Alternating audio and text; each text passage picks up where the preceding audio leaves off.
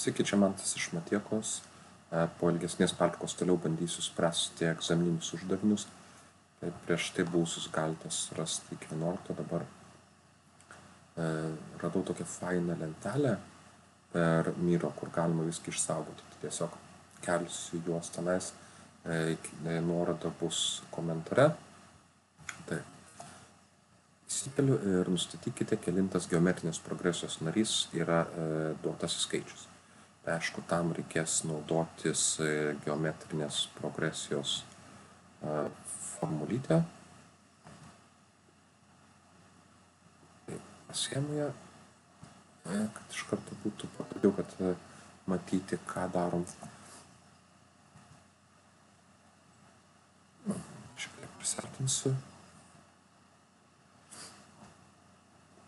Visų pirma, nuo ko reikėtų atkreipti dėmesį, kad geometrinė progresija ir šaknis eina vardikliai. Ir tiesiog pirmiausia susirandam, kas yra Q.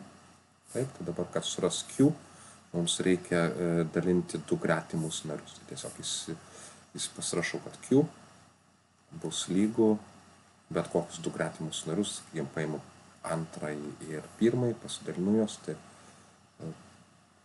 vienas iš šaknies iš 3, dalinam iš pirmojo, tai dalinam iš šaknies iš 3, gaunam, kad tai yra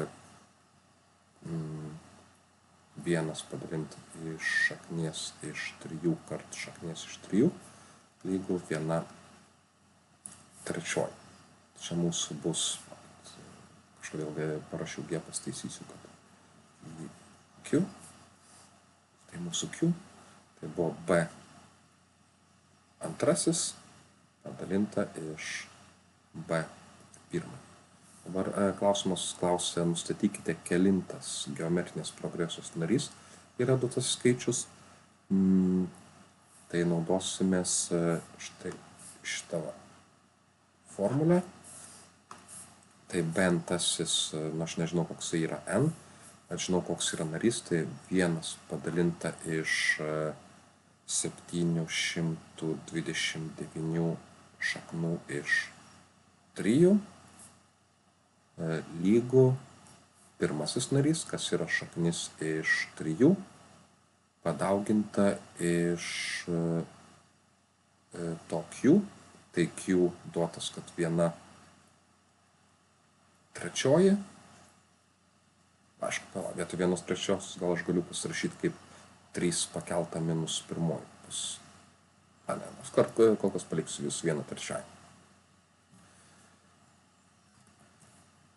Taip, tai 1/3 pakelta laipsniu N minus pirmoji.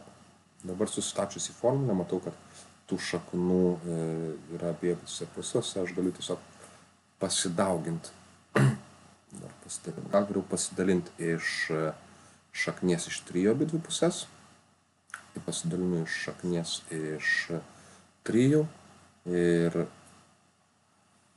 šita šaknis tiesiog nusiprastins, o kai dalinsiu, ta šaknis iš 3 susidaugins su vardiklė esančia šaknimi ir tiesiog taps šaknis iš 3 kart šaknis iš 3 lygu 3. Tai 1 padalinta iš 729 kart 3 lygu 1/3 pakelta laipsniu N minus 1. Ką toliau galima padaryti? Aišku, pasitikrinu, ar yra toksai laipsnis trejeto, kurio pakėlus galima gauti 729, tai tiesiog nėra, įsivesiu į skaičiuotuvą. Calculator.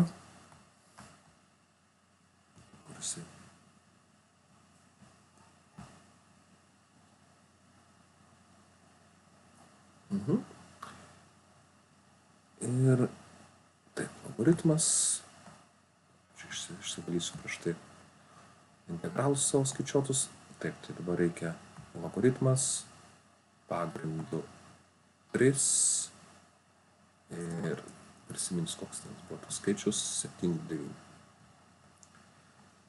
Logaritmas 3, 7,2,9.